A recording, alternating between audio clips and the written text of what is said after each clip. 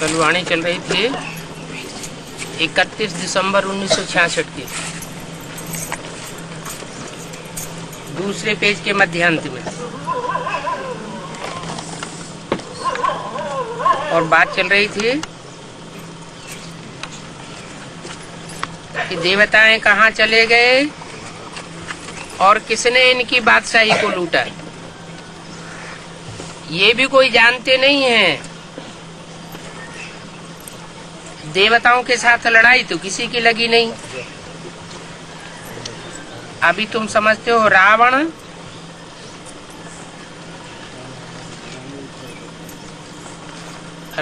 है जिसके कारण दैवी संस्कार बदल करके आसुरी संस्कार बन गए हैं।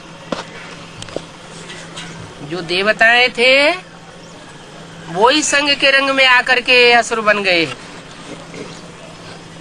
अभी फिर से दैवी संस्कार धारण करने हैं, तो अपने में जांच करनी है। हमारे में कोई अवगुण तो नहीं है। दैवी गुण धारण करना और कराना ये भी सर्विस है। दूसरों के अवगुण देखना और दूसरों के अवगुण धारण करना ये भी डिससर्विस है। कोई कहते हैं हम मिलिट्री में हैं, बाबा कहते हैं वो तो तुम्हारा धंधा है। मिलिट्री में तो रहना पड़े, कैंटीन में खाना पड़ता है, बाकी तुम्हारी युद्ध तो रूहानी है। तुम मिलिट्री में रह करके भले बंदूक आदि चलाओ,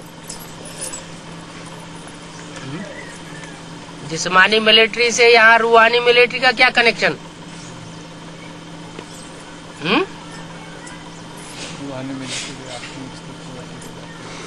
जो आत्मिक स्थिति में टिके हुए होंगे उनमें, और जो देवहानी की मिलिट्री में होंगे उनके दोनों के बंदूक चलाने में क्या अंतर होगा? देवी गुण है देवी गुण गोली और ज्ञान की गोली मार।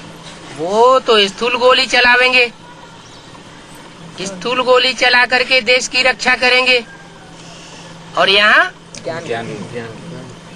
यहाँ है रूहानी मिलिट्री। रूहानी मिलिट्री का मार्शल कौन है? शंकर जी महाराज। तो जो भी सेना होती है, जैसे पांडवों की सेना थी, कौरवों की सेना थी, शास्त्रों में बताया हुआ है। तो कोई सेना नायक भी होता होगा,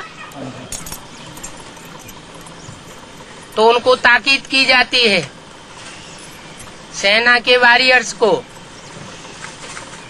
कि जो भी तुम्हारा सेना नायक है उसकी सुरक्षा करो। ऐसा न हो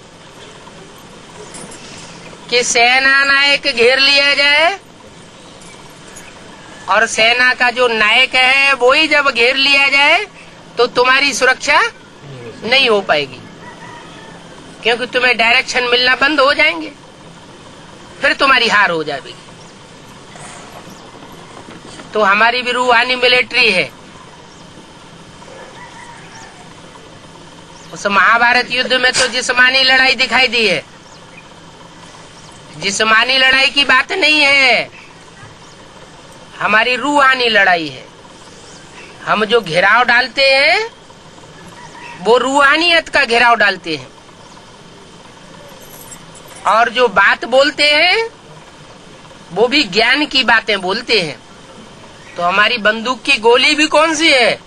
ज्ञान की गोली है। कहते हैं ना, ये तो बात ऐसे बोलता है जैसे तीर चलाता है। इसकी बात तो ऐसे मुख से निकलती है जैसे गोली निकली हो। बाकी कोई हिंसा की बात नहीं है। अंदर से भाव रहता है कि ये ढीठ है, नहीं पलटता है, तो इसको गोली मारनी पड़े। बाकी अंतर तो रहता है जिस्मानियत में और रूहानियत में। वो अंतर को भली भांति समझना है।